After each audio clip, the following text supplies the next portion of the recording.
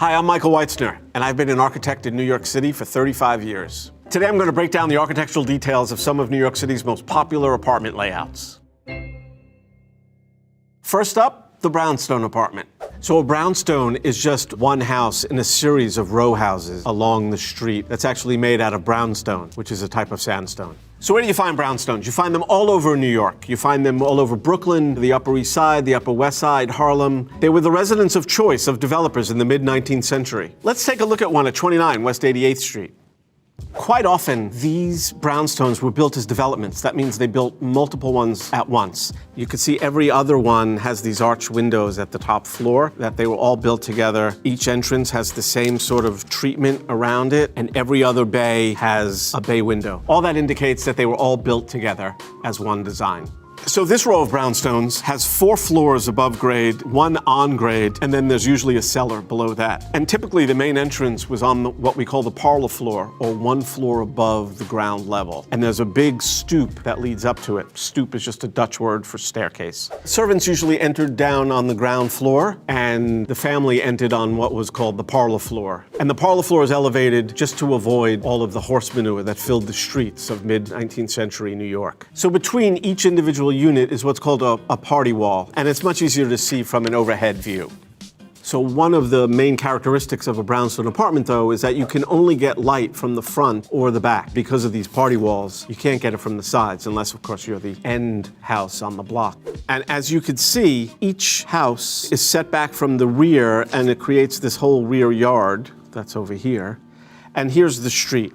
So New York City's laid out on a grid. So essentially what you have is between the avenues, you have a 200-foot block and then a 60-foot street, and then another 200-foot block and another 60 street. And so they took that 200-foot block right here, that's 200 feet, and then they took a 60-foot street. And they took that 200-foot block and they divided it in half, and they made 100-foot deep lots. And they basically divided those lots into 25-foot slivers. So that's the basic building block of a New York City block. And each one of these is 25 feet. And 200 plus 60 is 260, and if you multiply that by 20, you pretty much get a mile, and that's why 20 New York City blocks is considered 1 mile. So you'll notice in these overhead shots that there's no alleyways behind these rows of houses, and that's the reason why you see all the trash piled up on the front side of the street, because there was no alleyway to put the trash in the back. So in 1811, when they laid this out, people didn't really have that much garbage. I mean, there was a privy in the backyard, and you used nearly everything. Any food that you didn't use went to the livestock, and people didn't have nearly as much as what we all have today. So it's a common sight in New York to see these mountains of garbage along the curbs every other day of the week. And it's because we don't have alleyways. Now let's look at railroad apartments and tenement buildings. So a railroad apartment is essentially just an apartment where one room leads into the next room, like in a railroad car. You go from one car to the next. As an overhead view, you have one room leading into another room. So if this was the flat like that, there'd be one room here, and another room here, another room here. So if I'm in this room, in order to get to any other room, I've got to pass through each room if I wanted to get to the back room. Where in a typical apartment, there would be a corridor on the side, and you would circulate into each room from that corridor, like that. Okay, let's take a look at one at 39 Henry Street. Okay, this is a building that was built in the late 1800s on Henry Street on the Lower East Side. My grandmother was born in this building in 1899, and the building is still there. At that time, the street would have been filled with push carts and horses and throngs of people. Now it's just cars parked. So tenement houses were built for the lower classes, mainly for immigrant groups. So imagine in these earliest apartments having a family living in each one of these rooms. It would be very crowded, and there'd be absolutely no privacy. At a grander level, that's called enfilade, and you could see that in famous museums where you go from one gallery to the next gallery without going out into a corridor. But here, at a much smaller scale, it's how the apartments were set up, and usually there were just like 3 rooms. There was a bedroom, a kitchen, and maybe there was another room between them. Quite often it was just 2 rooms. So originally when these were built, a lot of these rooms didn't have any light and air. So light and air means natural light and operable windows to let fresh air into the rooms. A lot of these apartments had rooms with no windows at all and were inhabited by multiple families. And so obviously they were breeding grounds for disease. But at the time, there were no laws about that. It wasn't until about 1901 that New York City passed a law that said you must include air in these rooms. And so they created what's called these air shafts. And if we look at an overhead shot, you could see right here that these air shafts were then included, and they're very narrow. So the air shafts added light and air to a lot of these apartments, but at the same time, they also created other problems because trash would pile up in them and stagnant water would be there, and it would create a whole other source for disease. But by inserting these air shafts, you created what's called a dumbbell plan because the shape that was left was sort of shaped like a dumbbell. So early on, an entire family of 6 or 8 people would live just in one room. And there was a famous book by Jacob Riis called How the Other Half Lives. So people's eyes were open to the sort of squalor that people were living in, and that was what prompted change. And when these apartments were built, there was no plumbing, so there were still outhouses in the backyard. And when that law was passed for the air shaft, they also insisted that you had to have a toilet in each building, and no more than 20 people could share that toilet, which is quite astounding today. A lot of these apartments, people wonder why were there bathtubs in the kitchen? And there were bathtubs in the kitchen because there was no other place to put them. The apartments were so small, they didn't have room for a proper bathroom. And so the kitchen, if it had any plumbing, already had a sink. And so it made sense that that's where the bathtub would go, next to the existing plumbing. Even today, a lot of those apartments still have that weird arrangement of plumbing. And you could see bathtubs still in some kitchens. People did all sorts of elaborate things with these bathtubs. They had these coverings so that it became more counter space, and then they would take that covering off and use it as a bathtub. So as time wore on, starting in the 1930s, conditions were so deplorable in these tenements that a new paradigm was invented, and the idea was to create these new housing projects that were built around courtyards that were filled with light and air. And the intention was to provide much healthier living for the working class people of New York City. So a lot of these tenements were just knocked down, and they built these housing projects. Today, housing projects have this terrible reputation, but that's because all the funding for them has been systematically cut off, and so they've been starved, and they have no money for basic repairs, and because of that, they deteriorate and fall apart, and people are left living in conditions that were almost as bad as the tenement apartments that they were made to replace. So railroad apartments still exist, but quite often today, the bathrooms have been added to them. But because you have to walk from one room to another, privacy is really compromised.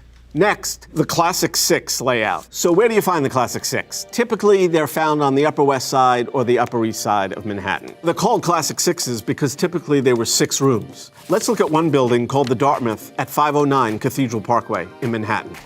We're just going to talk about this apartment here on the left. This one's actually a Classic 7, which is another typical kind of apartment. And as you can see, there's a main living room or a parlor, a separate and distinct dining room, a kitchen. Here it's 3 bedrooms and then a maid's room. And that's what makes the 7. Or you subtract one of those bedrooms and it becomes a Classic 6. You should note, though, that the kitchens are actually much smaller in these apartments originally, and that's because really only the maid used the kitchen. Most families in this station had servants, and the maid had their own room, and they were live-in, and they cooked the meals for them. The other thing you should note is the maid had her own bathroom, and then there was one bathroom shared by the rest of the family. And the other thing you should note is that they typically had very little closet space. And that's because when most of these were built, which I would say is in the 1920s, some were built a little before, some were built a little after, but the 1920s were the heyday of this type of apartment. People just had a lot less. They didn't have huge wardrobes, and they didn't have a lot of possessions, and so subsequently they didn't need nearly as much storage space. So what was really nice about these apartments is quite often they had a really gracious foyer, and then there was a corridor that led to all the rooms. Unlike a railroad apartment where you'd go from room to room to room, here you'd step out into a beautifully detailed corridor and go from room to room in your own apartment.